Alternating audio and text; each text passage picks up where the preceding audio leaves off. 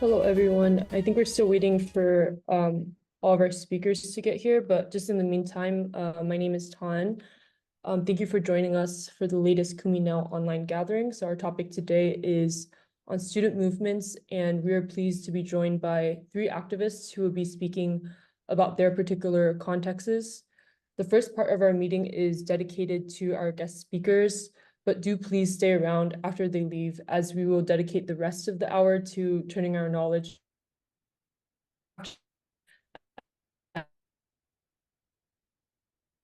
advocacy for Palestine. This session is and it will be shared after the event. So please make sure your mic is off, and please take this into consideration if you have an opportunity to speak during the webinar. That said, we will be collecting questions for the Q&A portion via chat. So if at any point you have a question for our speakers, please ask it here. And just making sure, Ellis, you know if Andre is in the room yet? Okay. I think Francesca is here. Maybe Aiden, who's from IU, is also, okay, I see you. So I can introduce Aiden and Francesca first, and then Ellis, who's also co-hosting the session, the first part of the session with me, can introduce Andre when he gets here. Is that good? Okay. So Francesca, I guess we can start. We have actually two students from the state of Indiana. So Francesca is coming from Notre Dame. Francesca is an organizer with Occupation Free Notre Dame, and she's currently a PhD student in peace studies and history with the Kroc Institute and a gender studies minor at Notre Dame. Prior to that, Francesca obtained an MA in Holocaust and Genocide Studies from the University of Amsterdam and a BA in Anthropology and Comparative Race and Ethnic Studies from the University of Chicago. On top of her research in genocide studies and peace studies, she also has experience supporting low-income international students applying to college and is currently working with the Gazan Student Support Network to help students in Gaza study at schools outside of Gaza. And at the Kroc Institute, she's currently studying how the legacies of the Holocaust shaped American Jewish Zionist identity following the founding of Israel. So, I think I also graduated from Notre Dame, so I think Francesca will have a lot to say about the Catholic context at Notre Dame in particular. For Indiana University, we're being joined today by Aiden, and Aiden is a Palestinian and lead organizer of IU Divest Coalition and Palestine Solidarity Committee at Indiana University. And I think out of all campuses in Indiana, IU has been met in the last month with the most state violence. So hopefully he'll be able to talk about what's currently happening at IU as well. And Ellis, I don't know if Andre is here yet. Do you know? Okay.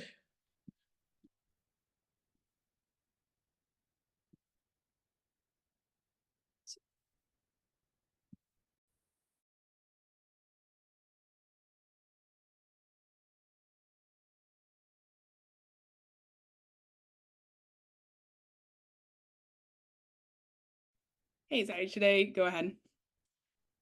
Cool.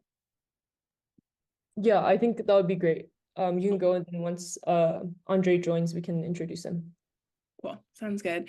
Awesome. So hi, everybody. As Tan said, my name is Francesca, and I'm a PhD student in peace studies and history at the University of Notre Dame. I'm really grateful to be here in solidarity with all of you, as well as the student activists we are working with across the country to call on our universities to divest from genocide and apartheid in Israel and Palestine, and to draw national attention to the genocide in Gaza. So I'll start by talking a little bit about sort of the unique context that we're dealing with at Notre Dame, and then I'll talk about our protests and sort of what the fallout has been from our protests. So Notre Dame is like a really weird, interesting place. So obviously it's a very Catholic university and sort of actively Catholic. So you definitely feel that on campus, but it's also a pretty conservative place. Both obviously like among the board of trustees and the administration, but also sort of in the student body. There's sort of a very apolitical bent to the community at Notre Dame that makes organizing particularly difficult. However, sort of within that context, I think a lot of us were pretty shocked when Father Jenkins in February did call for a ceasefire and to sort of peaceful dialogue between Israelis and Palestinians. And Father Jenkins is the president of Notre Dame, outgoing president of Notre Dame. And this statement was sort of received with mixed results. It was many months into the genocide, and a lot of people were very skeptical of it. But it was also a pretty significant step among American universities. So very few presidents of American universities have actually called for a ceasefire. And so it sets us up for a really sort of interesting dynamic of calling on the university both to sort of commit to its Catholic values, but also to live out the calls in Father Jenkins's statement. The other thing I really want to emphasize is like, again, that it's like a really apolitical space on campus. And there is a lot of fear built into resistance and protests on campus. So we have something that's sort of colloquially referred to as the 15-minute protest rule, which says that all protests must be approved by the administration and cannot last more than 15 minutes. The administration claims that this rule does not exist. They say that it was implemented during the Vietnam War by Father Hesburgh, who was the president at the time, was used to suspend 5 students and to expel another 5 students, and has never been enacted. And then when Reagan sort of praised the university for this rule, Father Hesburgh kind of rolled it back and was like, maybe I don't want to align myself with Reagan. What I would say is that whether or not that's true, and I have not been able to find any documentation that says that that's true, but like, and as a historian, I'm like pretty good at finding that stuff.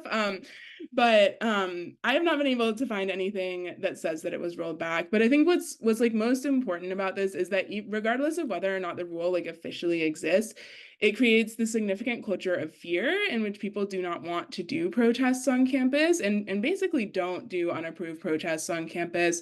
And also that like the Notre Dame Police Department and any other sort of administrators on campus can basically say that anything that we do is not allowed because what we are doing is against university policy. And this has meant that like many things we do, from building like a tent to putting up a canopy to protecting us from the rain and everything in between, is within that are well within university policies, are said to not be allowed, and items are confiscated, and we sort of face force and violence from the Notre Dame Police Department. And then I think like the other thing for context for us that's important is that we haven't really mobilized significantly in the past in sort of a targeted and strategic way around divestment on campus. And so we are both sort of amping up this call for divestment on campus in the past year without sort of having the baseline that some other universities have. And so that I think has posed some interesting challenges for like how we navigate escalating versus engaging with the administration. And then as Tan said, we have really been grounding our arguments in Catholics' values and in response to the progress we have made within the university through Father Jenkins's call for a ceasefire. And in particular, when Father Jenkins called for a ceasefire, he also called for dialogue with between Israelis and Palestinians. And so we have sort of taken that and said, you know, if you want dialogue, then why aren't you engaging in dialogue with students on this campus? And that's really been our major talking point for calling the administration to come to the table. And then we also pull from several different sort of Catholic social teaching, which I'm just going to read because I'm not Catholic and this is not super familiar to me. So I'm going to read some words from my incredible colleagues from the theology department. So we use encyclicals that unequivocally condemn, quote, any act of war aimed indiscriminately at the destruction of entire cities, of extensive areas along with their populations as a crime against God and humanity, unquote. And also call on Pope Francis's 2020 encyclical Fratelli Tutti, which demands that our economy and our investments be oriented toward human rights, just peace, and development, rather than seeking maximum profit at the cost of the most marginalized human lives. And again, in our movement, we forefront Catholic demands of preferential option for the poor, solidarity with the oppressed, respect for life and human dignity and love. If I'm being honest, this has not gotten a lot of traction within the university. It's something that we are working on and we're definitely using to message, particularly with Holy Cross priests, to get their support as we engage with the administration. But there hasn't been sort of tangible engagement or progress on these points from the university. However, several Catholic media outlets have picked up on our protests.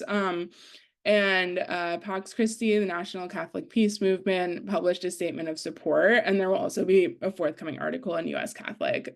So while it's not necessarily getting much attention at this point from within the university, there is a lot of pressure from outside the university for the university to be thinking about these Catholic values in their choices for investments and their complicity in the genocide.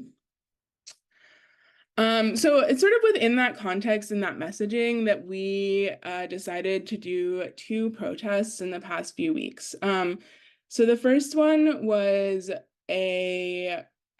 so it was during what we call Jenkins Fest, or sort of a celebration of the end of Father Jenkins's terms as president of the university. And this one we started with a sort of interfaith prayer service, and then moved to where this celebration was, and launched a protest.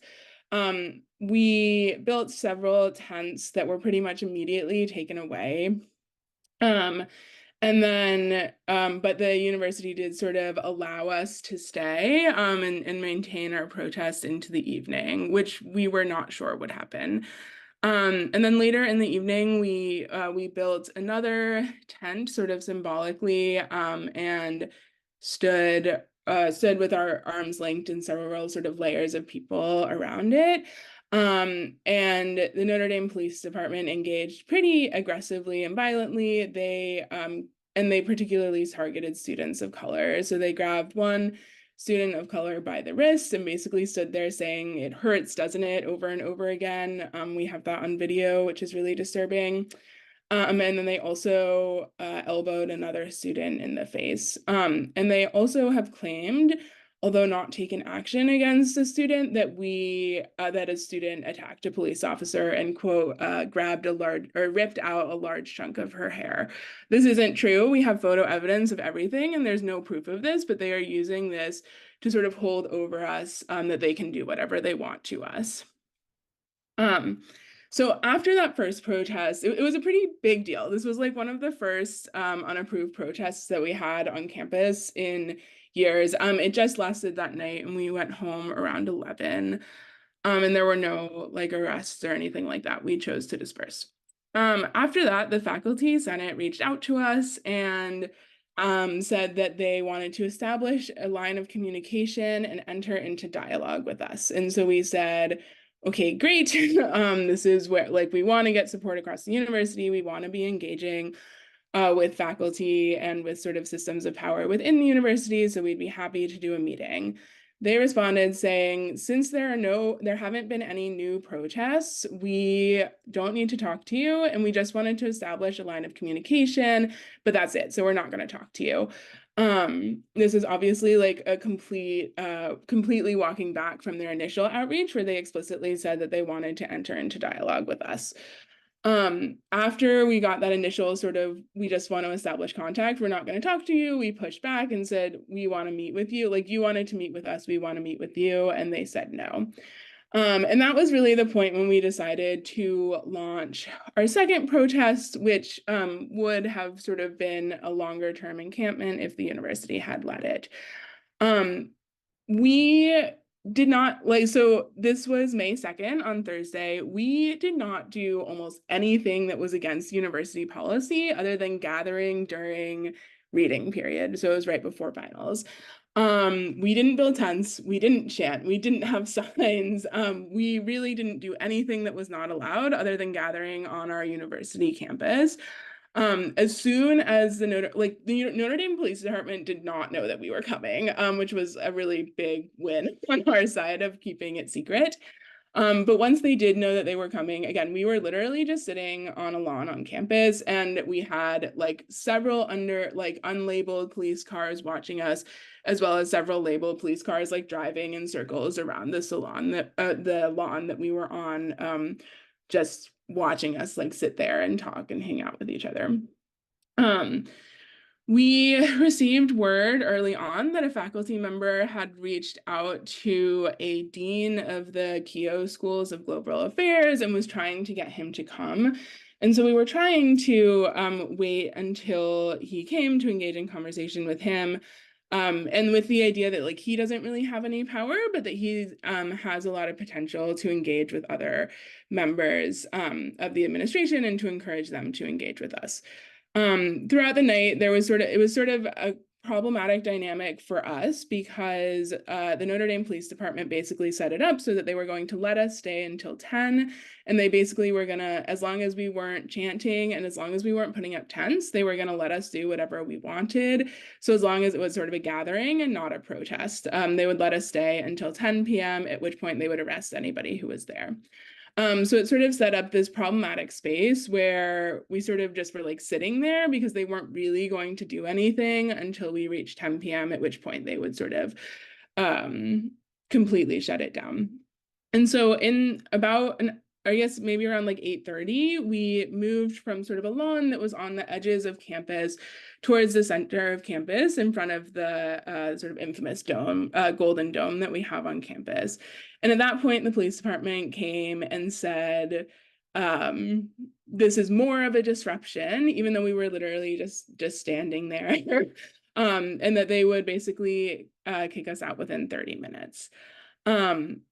At about that 30-minute mark, we got word that that Dean Appleby, the dean of Keough School, and the provost were going to come and talk to us. And so faculty went and negotiated with the police department to let us stay until this conversation happened. But when this conversation, like when they arrived, there was like downpour rain. It was like awful. We tried to get them to go inside and they basically refused. And I think that at that point, we sort of knew that they weren't really going to engage in conversation with us in any meaningful way. And during this conversation, they were very dismissive. They basically said that everything we were trying to do was complicated and would not be possible. And that this was sort of not the right way to make change on campus. They also made sort of racist comments and were very dismissive and really problematic throughout the conversation. We presented our demands. Again, each one, they said, this is complicated and you have no idea what you're talking about, even though we do. And they did not engage substantively in any way. By the end of the conversation, we asked them if they would commit to another meeting to us, and they would not do this. So they sort of said, sure, but then when we said, okay, but we need a yes, and it needs to be in the next month, and they refused to commit to that. And that is the point when the arrests began. During the arrest, or like just before the arrest, we were notified for the first time that they were going to arrest anybody who was on the quad. So not just people who were part of the action, but also anybody filming. And this was a really clear indication that they were trying to make sure that there were minimal to no witnesses to the arrests. Several of us did stay and filmed the arrest, so we have footage of pretty much everything that happened, but they sort of aimed to try to minimize that. The arrests, while not as bad as on other campuses, were quite violent. They pinned people down to the floor, or like to the ground, got on top of students, dragged students away on tarps, and other sort of really unnecessarily aggressive actions that I think particularly targeted students of color. And also my working theory is that they also targeted the students who were sort of liaising with the police department the whole night. They also arrested the one person who was arrested for filming was a Black woman, and the officer who arrested her walked past two white people who were filming to arrest the Black woman who was filming. Just very briefly, so that was that night. They dropped the resisting arrest charges for 3 of the students, but they have maintained the charges of trespassing for 17 students who were arrested that night, including the Black woman who was arrested while filming. Father Jenkins, a couple weeks after the protest, released a highly problematic statement in which he praised both the administrators and the Notre Dame Police Department for their professionalism and discretion, and maintained that they would both maintain the charges and that they would force students through the sort of internal disciplinary process. Which is like, I mean, it's problematic. So I think something like, it's on the one hand, it's like not as bad as what other universities are having, but on the other hand, like most universities actually are not arresting their students, or at least a lot of schools aren't arresting their students, and especially not for like the level of protests that we were doing. So like while it is not as bad as what a lot of universities are facing, it is sort of, given the level of our protest, is sort of particularly punitive. Just a very quick note on sort of our steps forward. So after this protest, we've received a significant surge in support from faculty, particularly in the Peace Studies Institute, the Kroc Institute, and the Keough School more broadly. And the Kroc Institute, leadership within the Kroc Institute are really pushing the administration to engage into conversation with us, and faculty who are sort of mediators and specialize in mediation have offered to both support us and help us develop our case for the university, while also actually serving as a mediator if any conversations do come about, which is sort of significant movement and engagement compared to what we have ever had before. So we don't know if those meetings will happen. We don't know at this moment if, even if the meetings do happen, it is going to be a long road towards any change, but we are ready and willing to fight it. So just to very quickly wrap up, sorry, this is a long speech. But to very quickly wrap up, I want to sort of just hold space for a bunch of different things. So the first thing is that what we have seen at the University of Notre Dame has been, like, honestly pretty traumatic for the students who experienced it.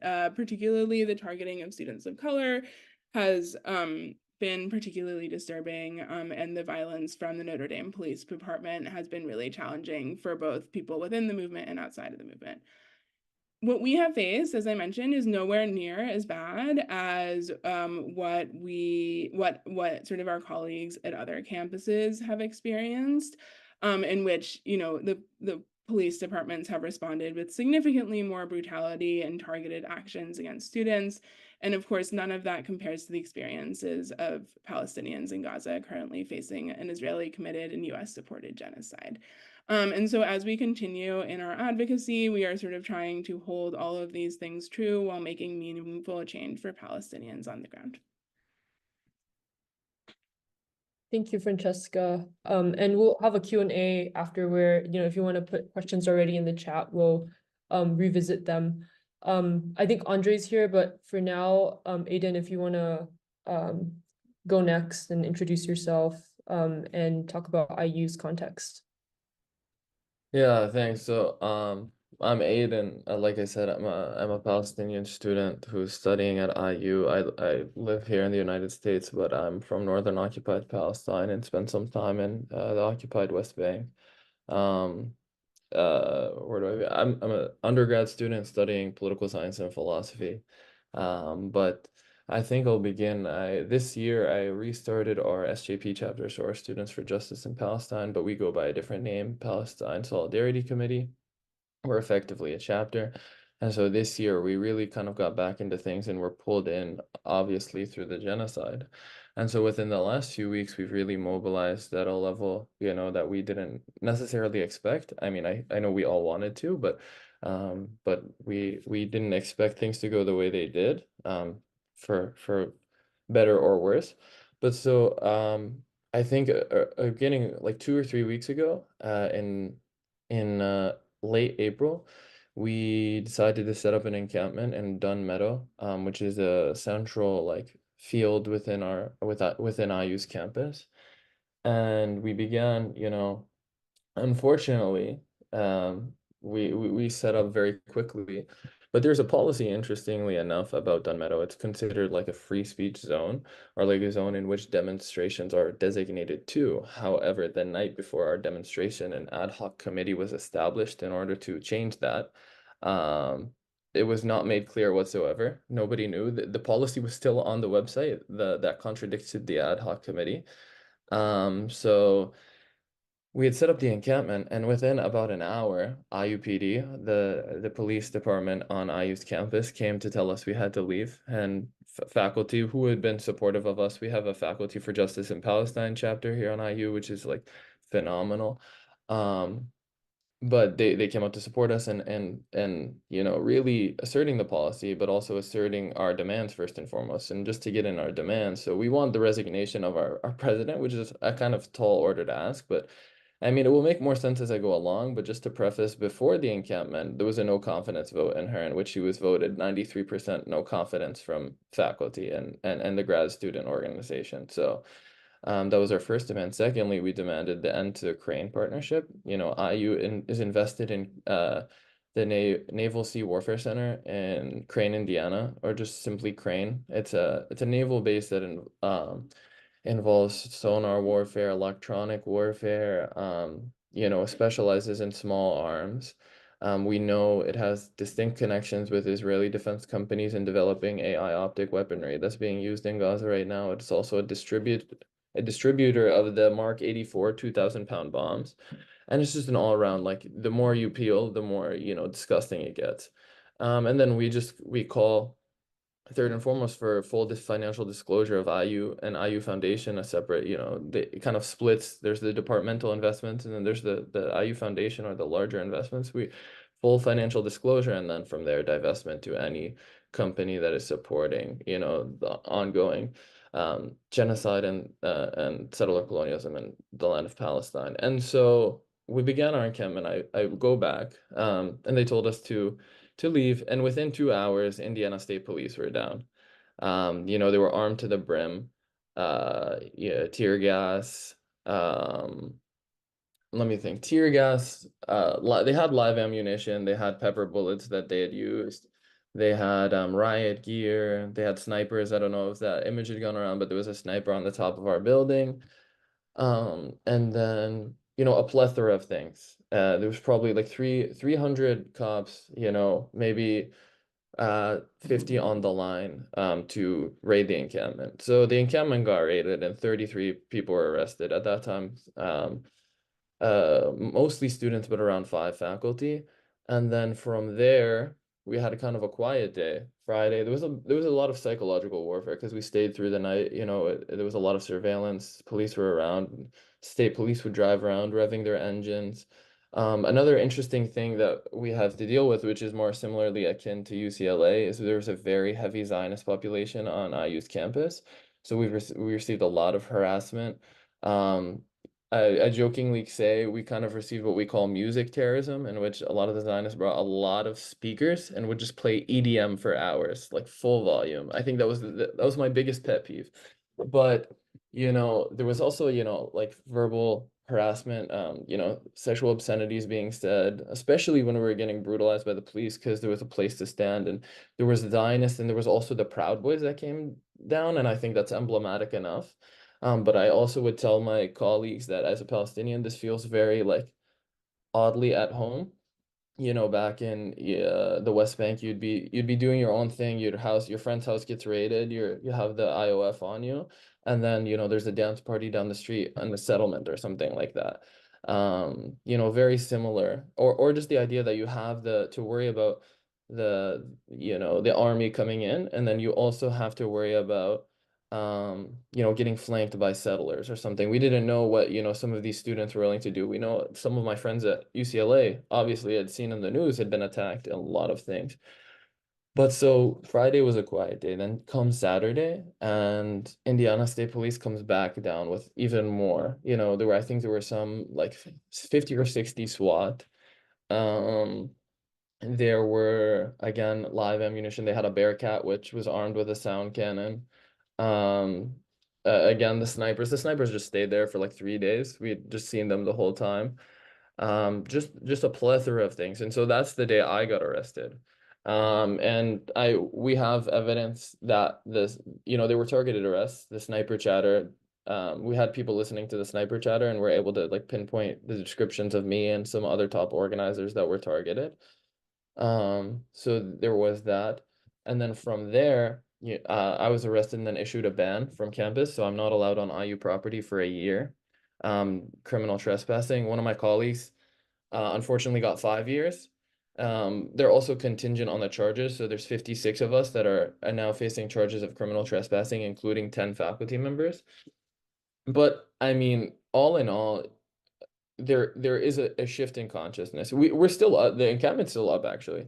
The Indiana State Police realized that like their brute force coming out was not effective in really mustering anything, because although it was hard organizationally that they did a top sweep, they removed top organizers, that there's been a lot of chaos. Like the students here are very, very principled and are very, willing to act. And I think like there is the dichotomy. Like I honestly feel like sometimes, although the brute force is like definitely like jarring, I think I'm a little biased too by already experiencing it in the West Bank and stuff like that. But sometimes that's easier to deal with because it takes the mask off the university.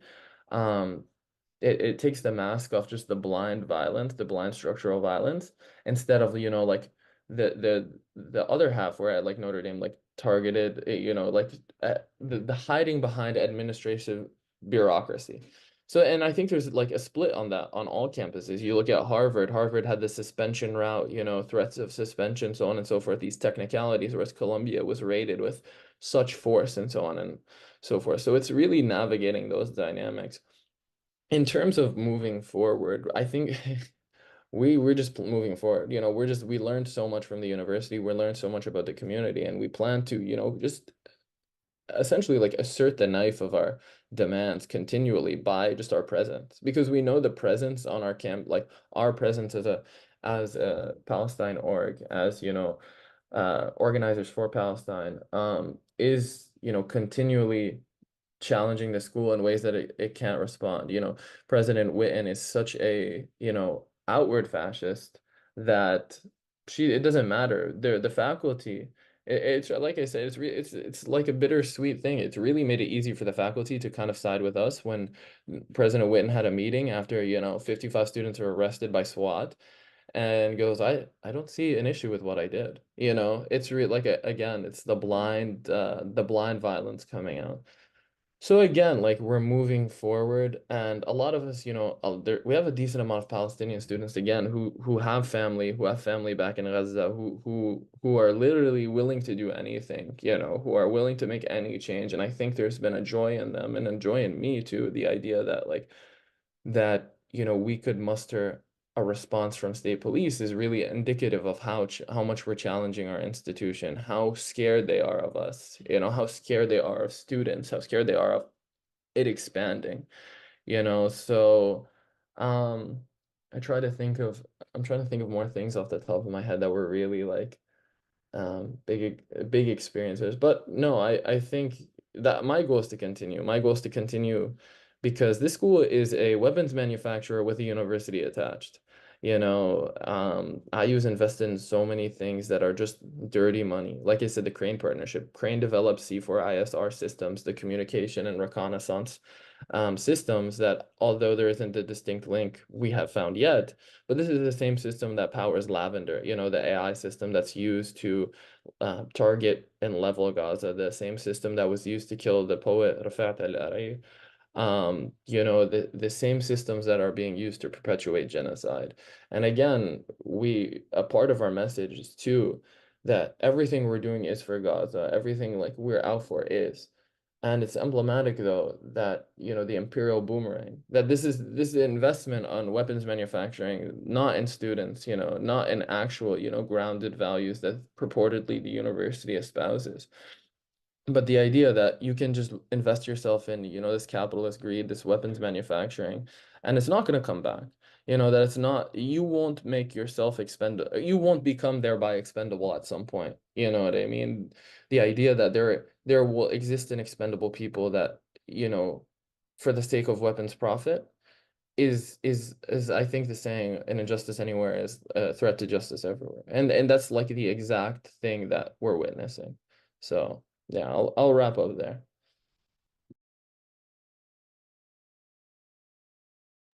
Thank you, Aiden, for sharing, and solidarity to you as you continue to do your work.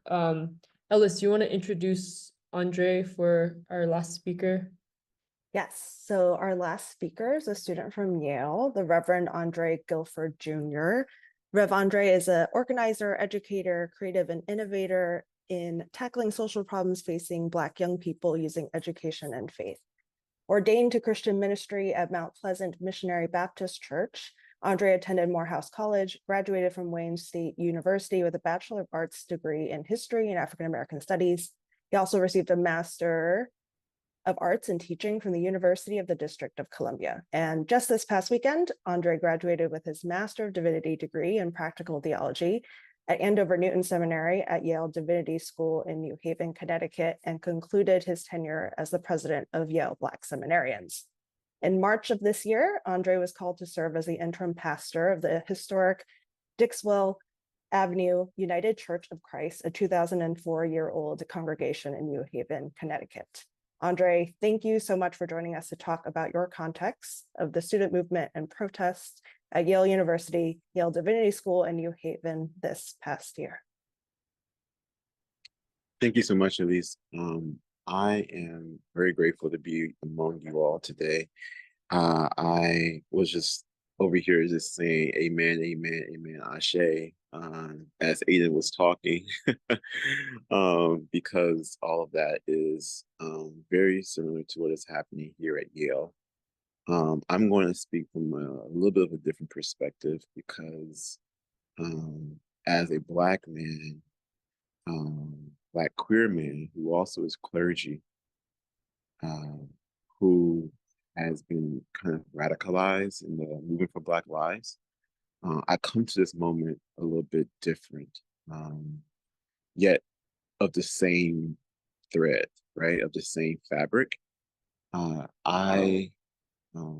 In the midst of all of this is happening, right? I've been very familiar with what's been going on in Palestine, which has been going on for a very long time. It's been going on since I got involved in the movement for Black Lives, which was back in 2015. Actually more like 2013. I believe that was the murder of Trayvon Martin at the hands of a vigilante who took his life. Then there was many others, too many to name: Sandra Bland, Mike Brown, George Floyd, Ahmaud Arbery. I mean, this is Keisha McBride. All of these people, right, murdered by the hands of police or murdered by vigilantes. And these are all Black people. But we understood then that there was significant correlations between the Palestinian plight and Black people here in America. And unfortunately, too often, the narrative has been situated to divide. And we see that now, right? We see that in real time happening, where Black people are not either aware or are not fully, the correlations are not made clear that this is the same kind of evil, right? The same evil that is segregating and ghettoizing Palestinian people and creating systems to oppress them and to subjugate them and to surveil them and to create food deserts and deserts of poverty, and deserts of wealth, taking away their land, a settler colonial state in the Palestinian land by the state of Israel. This is the same kind of thing that is happening here in New Haven, right? Where New Haven used to be a bastion of Black ownership. Now New Haven is majority renters. New Haven used to have a significant amount of Black wealth. That is no longer the case, right? Yale has taken up a lot of space, does not pay taxes to New Haven. And as a result, Yale has honestly have created, has exacerbated the wealth gap here in New Haven. So that, all these things come to a head when you think about what is happening with the colonial project that is happening in Palestine, and how students are responding to that here at Yale University. All these things are at play in real time, and it doesn't help when we've had our own encampments here. All power to the undergraduate students. Again, I'm a graduate professional student, but I must give credit to the undergraduate students, the Palestinian students, the Muslim students, queer folks, Black queer women who were leading the helm here at Yale, and setting up these encampments. There were two that were both destroyed by the Yale police. The second one, which was essentially those who were in the encampments were told to leave, and there was a whole guard of both Yale police and also New Haven police. And I believe there was a mixture of other surrounding police forces that came and essentially blocked off the encampment while they took up the tents and the library, the people's library that was there, the food, the snacks, the artwork that had been created, took all that up and, put it into a warehouse where people had to sign up to get their materials back. So this is happening in very real time. So as a result of that encampment, getting back to this correlation, right? The students decided to get together and to protest, starting outside of President Salave's house, and then move to the campus. It was somewhere along in that route where the police met the protesters, and honestly, using excessive force, arrested several, one by which was a community member who was arrested violently by our chief of police, who happens to be a Black man and who happens to also be a faculty member at the Divinity School. So it posed a significant complex for us here, that this person who happens to be Black, who also happens to be a faculty member, and who happens also to be a minister, violently put his knee on the back, allegedly puts his knee on the back of this person who's a community member, and arrest him, and as you were protesting peacefully. There was some swearing that took place, right? But that does not negate the fact that you use excessive force to arrest this community member. So these are the things that are at play here at Yale, because all these things put me and my colleagues in a very significant quandary, because you have this, we have a Black person who is operating on the behalf of the police, right? And who are contributing to the exacerbation of this subjugation of protesters who are peaceful. And overall, I must say that the university's response has been one of silencing. It has been more of silencing than actually conversation. It's been more of silencing than collaboration.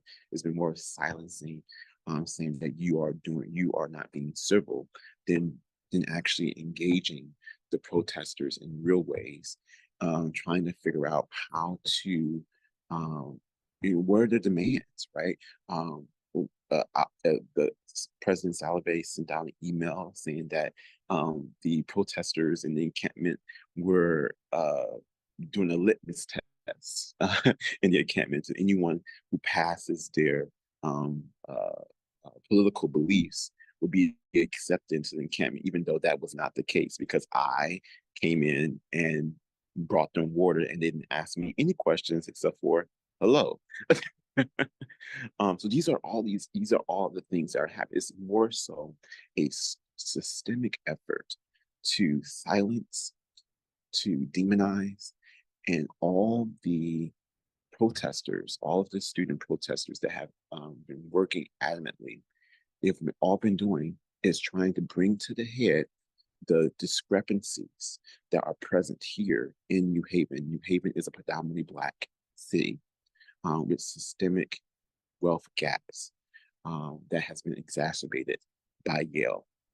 And the efforts to disclose the investments by Yale and to divest those investments, to then move those investments to New Haven, to make New Haven a better place for the people that live here, is the call of the protesters. It's the call of the student protesters. It's very simple. But again, as Aiden mentioned so brilliantly, why is this such a threat? Is a moral call saying that you are contributing to death. You are contributing to genocide. You are contributing to the violent murder of a whole people. Those who have not been murdered are on the brink of famine, right?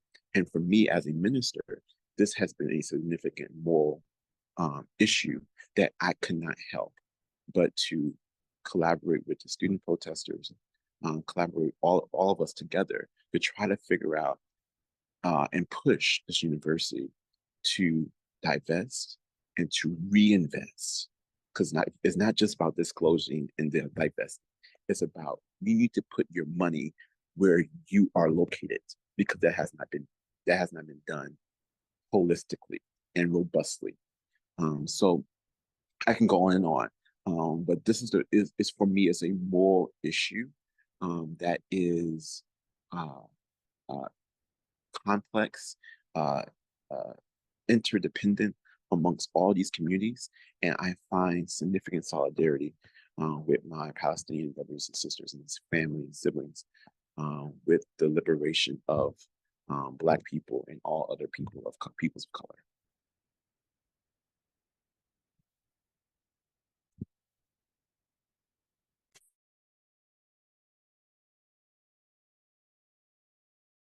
Yeah, this is great. I feel like one of the things I noticed in this conversation is that there's so many different contexts in different campuses and where you guys are located, but there's so many similarities. So I guess now in transitioning, I don't think we have a lot of time for our action session today, so we'll probably do that near the very end, but I do want to leave some space for questions, so Ellis and I will be running that. So if you guys have questions, please put it in the chat. Ellis, if you have questions, or if even the speakers want to respond to each other, feel free to do so. Could I just respond quick? Mm-hmm. Yeah, because I just wanted to, go off the back of some of what Andre said, but that this student movement has really like opened my eyes, that like I knew all the effectively the Black struggle in the United States, the Palestinian struggle, the struggle in Haiti, the struggle in in Iraq, like all these countries that have been touched by American imperialism, American colonialism, and just largely oppression in the vague sense, are like really witnessing that, really witnessing that connection, because this movement, when I say like we're really standing on the shoulders of our predecessors, whether that be the 2020 uprisings, whether that be the Vietnam protest, whether that be, South African apartheid divestment movement, that like learning all these little things, learning what people took from 2020 and are sharing with us now so that we can move forward. Because this is like, in large part, that Palestine is just the vanguard of the larger anti-imperial struggle. It is the point, it's the lineated salient point right now that, people are confronting this, the empire at its peak, at its most violent, at its again, like I said, at our school, the mask off, but that's really where the mask is off. That, the bombs in Gaza don't distinguish between, a combatant, a civilian. Like the idea that there is distinguishment, no, it's really just this pure genocidal violence, and this is like where the struggle is delineated. This is where it's salient, and this is what we have to we're organizing against. The idea that we believe in a world that is better than that. That it takes a world, that we can have a world that's better than that, one that's not restricted to just like capitalist greed, weapons manufacturing, and just murdering of children and anyone, anywhere. So I just I wanted to say that connection.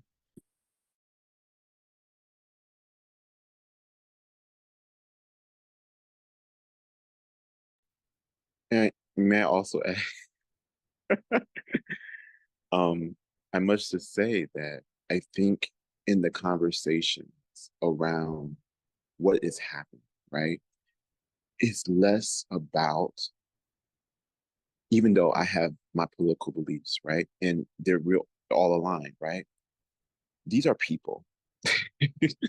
Like it's just very simple. It's actually people, and we are all experiencing the same kind of violence, just in different ways, right?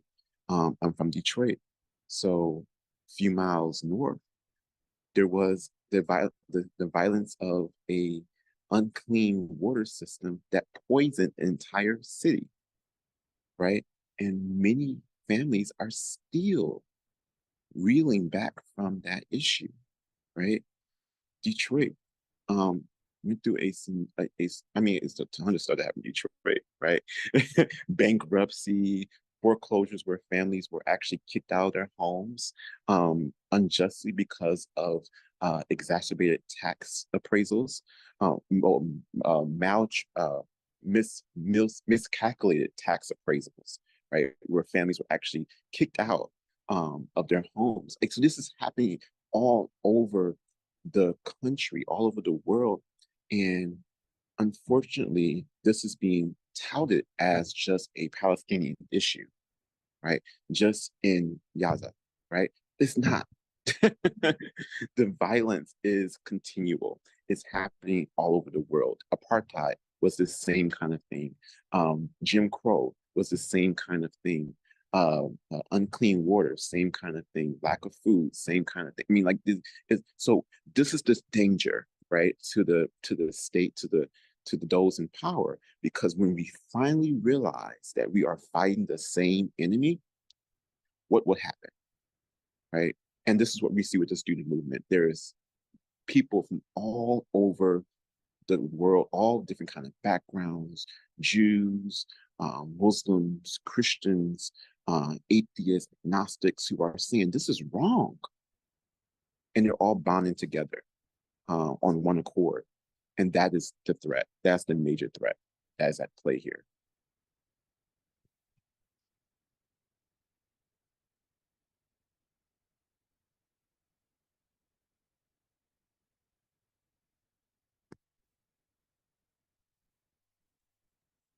Yeah, and I think actually in this room alone, I think Francesca, you come from an American Jewish background, and Andre, you're a Christian. I don't know, Aiden, your faith background. But in terms of this multi-faith, and kind of this movement, but then also Aiden kind of mentioned this historical kind of building up to this moment as well. So I think that's really interesting. And there's a lot of questions going into the chat right now.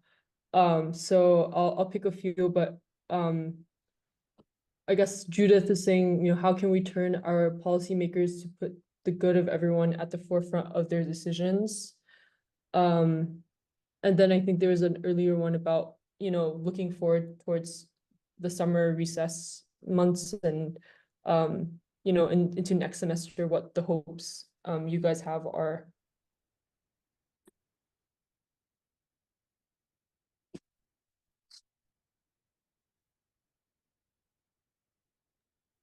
I can start.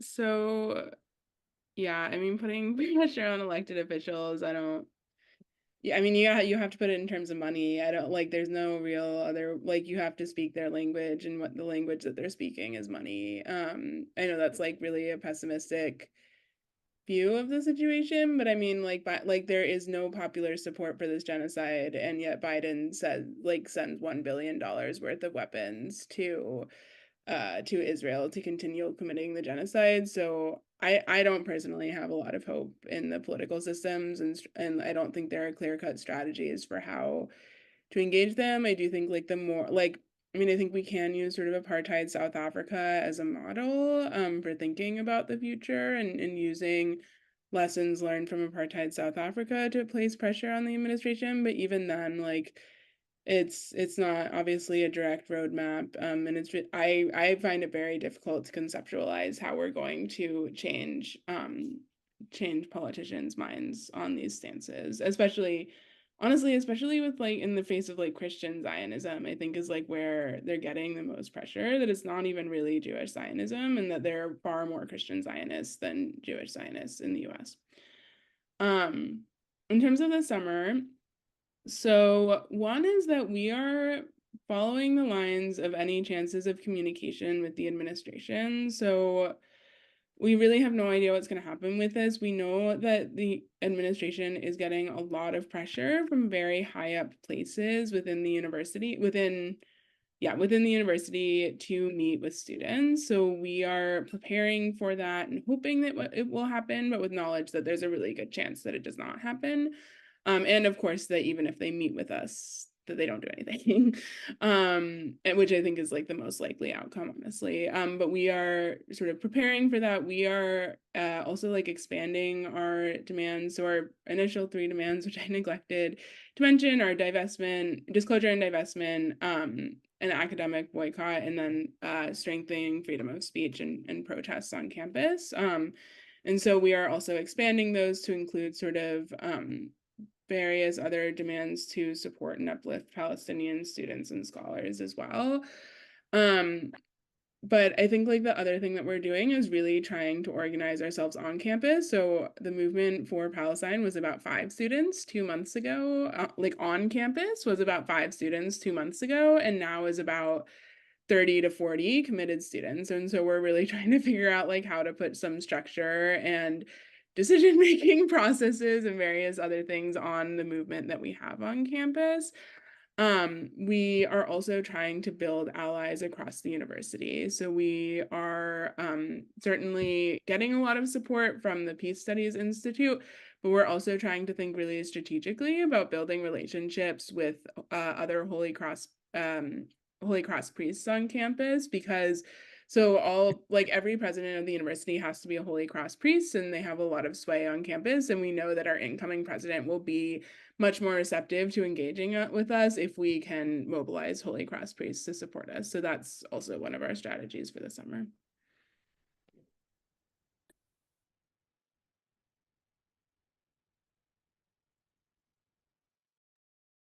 Oh, yeah, I guess I can go next. Yeah, so I think our job, right now we're kind of in a regrouping period.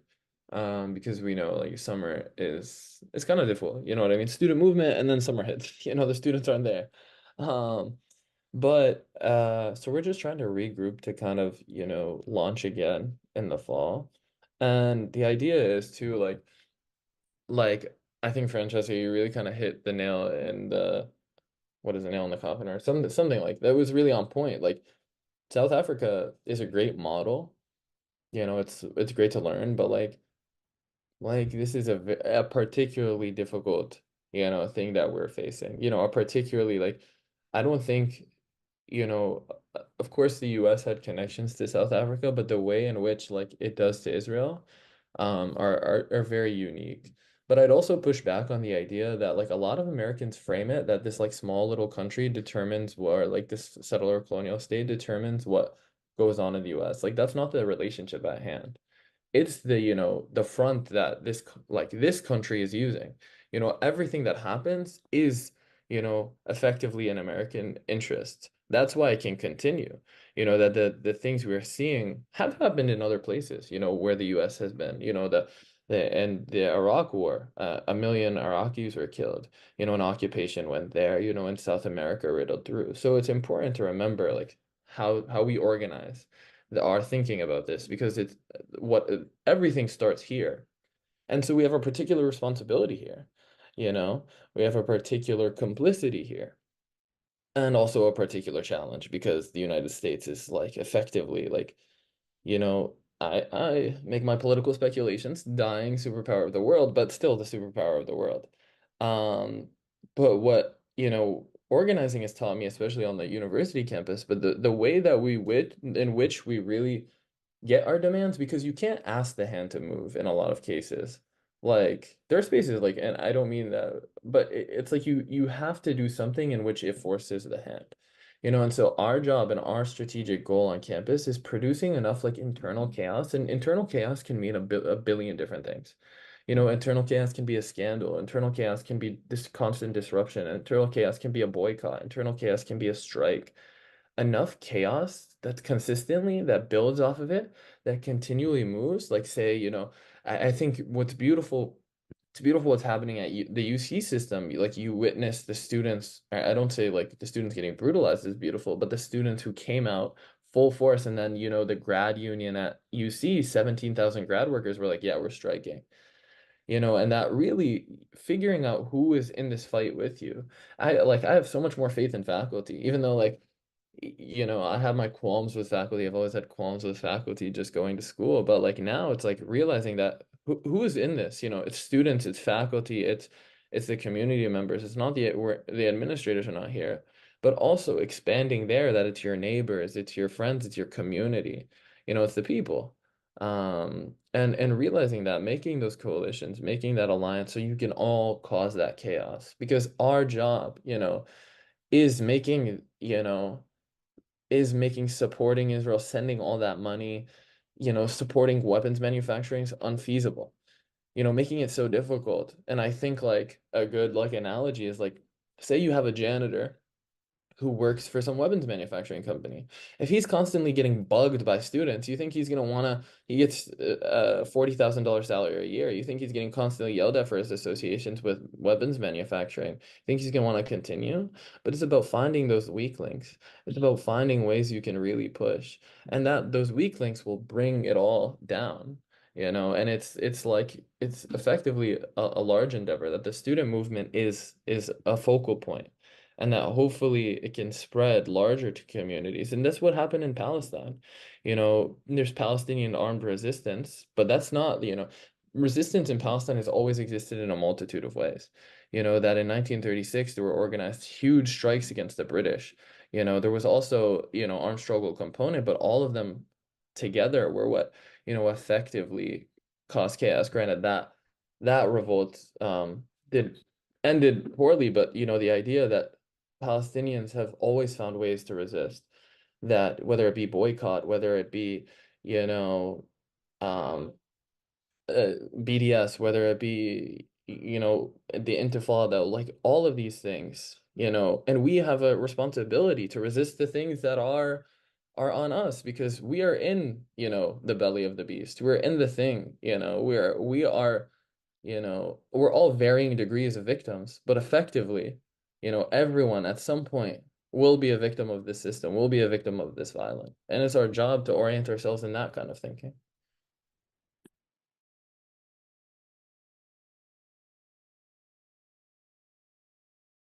And thanks, Aiden, for those powerful words. I think we're running short on time, but I think, you know, I think you hit the nail in the coffin, in the head, in terms of students being at the forefront of creating, you know, new society and what, you know, a better world could look like. So we appreciate you guys for coming. I think Andre might have disappeared.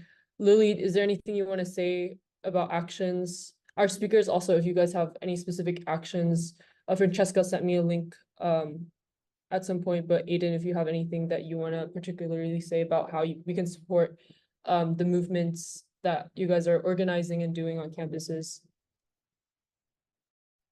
I just think quickly, like, because we don't have a lot now, we're just kind of bogged down in lawfare, which is hard because it's like a lot of things are behind the scene. But I keep telling my organizers this, that like what's so important is your like participation, yes, but also your readiness to participate. you know, that you're constantly ready and like aware of like when things are coming, you know, because like that's the nature of movements. That's the nature of struggle, that it goes do. But it's like the real like revolutionaries, the real people who stay, the people who make change are the ones who can like go up, but also navigate the lows. You know, that's the focal, that's the point. And so I think like in that learning from that too, like it's about people being ready. So I'd say just like there's students everywhere. You know, there's ways everywhere. You can boycott, you know, you can join that Starbucks boycott, the McDonald's boycott, you know, you can block celebrities on social media. You know, there's ways to do your part no matter where, you know, just reading a book about Palestine, just reading a book about the US's participation in Palestine, just all of those things. So that's my general spiel, and I hope that helps.